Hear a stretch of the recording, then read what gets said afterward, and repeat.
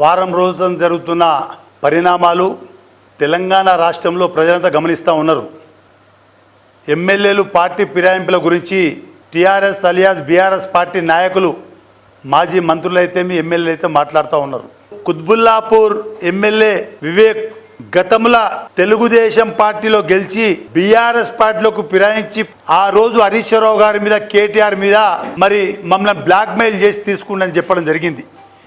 మరి ఈరోజు Quthbullapur MLA party ఫిరాయింపుల మీద మాట్లాడుతూ మా రాష్ట్ర ముఖ్యమంత్రి రేవంత్ రెడ్డి గారిని ఏవైతే భాష మాట్లాడిండో ఎమ్మెల్యే వివేక్కు ఒక్కసారి గుర్తు చేసుకోవాలి. లా అండ్ ఆర్డర్ ఎక్కడుంది, మాకు భద్రత లేదంటున్నావు. మరి రూలింగ్ పార్టీలో ఉన్నప్పుడు గతం ఎమ్మెల్యే ఎలక్షన్ అప్పుడు నువ్వు నా మీదకి వచ్చినావు బిడ్డ.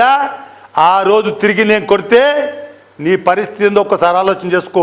మాకు సంస్కారం అడ్డొచ్చి ఆ రోజు నేను ఆ పని చేయలే, కానీ నీకు సంస్కారం లేదు. కుత్బుల్లాపూర్ ప్రజలు నిన్ను గెలిపించుకుర్రు, కానీ ఈరోజు వాళ్ళంతా కూడా ముక్కు మీద ఏలేసుకుంటారు. వీడు రైల్వే స్టేషన్లో ఫుట్పాత్ మీద ఉండే పల్లీలు బటన్ అమ్ముకున్నాను, కానీ అధ్వానం భాష మాట్లాడుతూ ఉండు. ఇటువంటి వ్యక్తి మా కుత్బుల్లాపూర్ ఎమ్మెల్యే అని చెప్పి కుత్బుల్లాపూర్ ప్రజలు వాళ్ళు ఆలోచించే విధంగా నీ యొక్క వ్యవహార శైలి తయారైంది.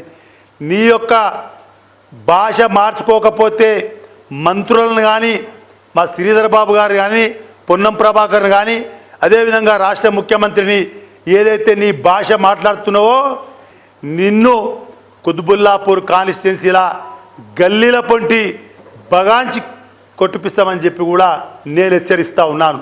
ఎందుకంటే నీ స్థాయి కాదు, పార్టీ ఫిరాయించిన నువ్వే మాట్లాడుతున్నావంటే నీ యొక్క భాష కంట్రోల్ చేసుకో, నీ నాలుకని కంట్రోల్ చేసుకో, లేకపోతే ఈ ప్రాంతంలో తిరగనీయమని కూడా హెచ్చరిస్తూ ఉన్నాను.